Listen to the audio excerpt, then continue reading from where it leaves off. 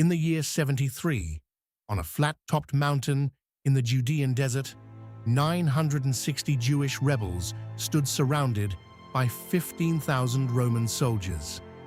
The Romans had spent months building a massive siege ramp up the western face of the cliff, a structure so large that parts of it are still visible today. When the ramp was finally complete and the battering ram breached the fortress wall, the Romans expected a battle. Instead, they found silence. Nearly everyone inside was dead. According to the ancient historian Josephus, the defenders had chosen to take their own lives rather than submit to Roman slavery. 2 women and 5 children, hidden in a cistern, survived to tell the story. This is the Siege of Masada, one of the most dramatic last stands in military history and one of the most debated events in ancient scholarship. Masada sits on an isolated rock plateau rising over 400 meters above the western shore of the Dead Sea.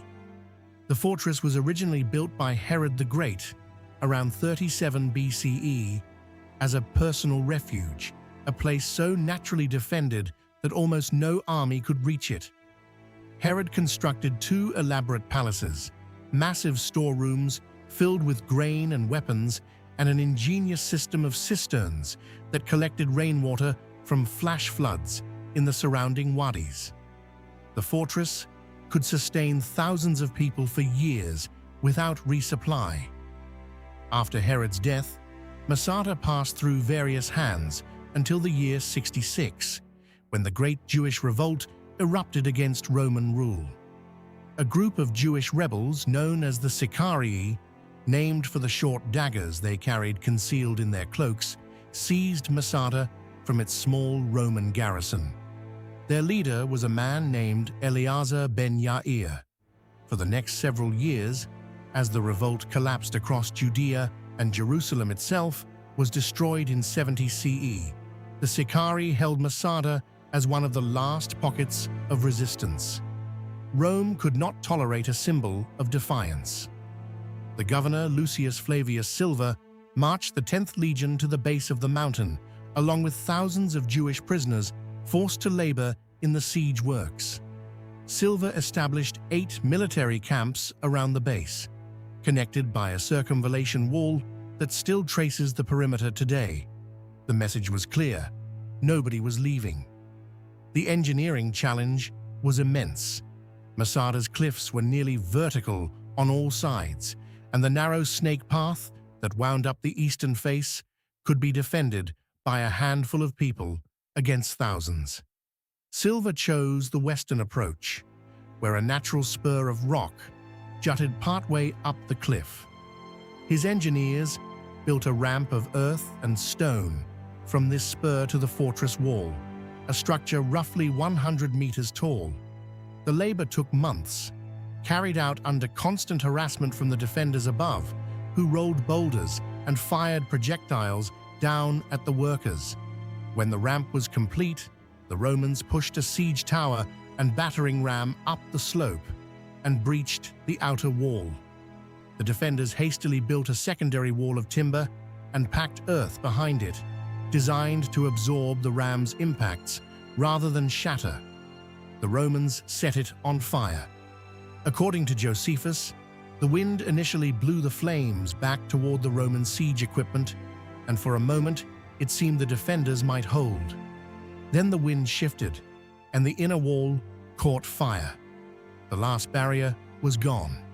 That night, knowing the Romans would enter the fortress at dawn, Eleazar reportedly gathered the defenders and gave 2 speeches, urging them to die free rather than live as slaves. Josephus, who was not present but claimed to have the account from the surviving witnesses, describes the scene in vivid detail. 10 men were chosen by lot to carry out the act. Each family said goodbye. The 10 killed the rest, then one was chosen to kill the remaining 9, and finally to take his own life. When the Romans entered at sunrise, they found the bodies laid out in rows, the storerooms deliberately left full of food and water to prove that the defenders had not been starved into surrender, but had chosen death on their own terms. The historical accuracy of this account is heavily debated.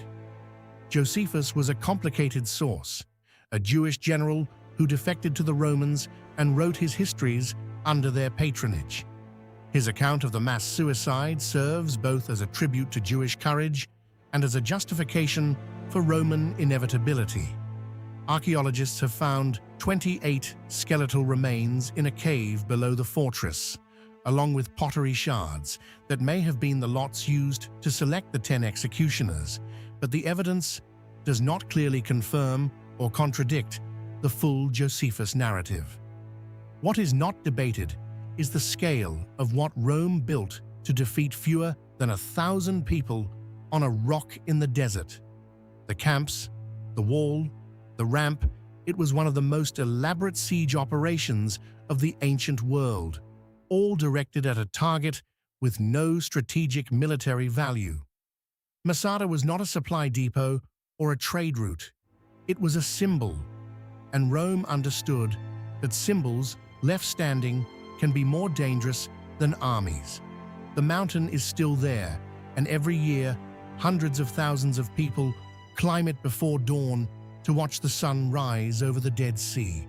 For some, it is a pilgrimage. For others, a history lesson. And for others, simply one of the most extraordinary places on Earth.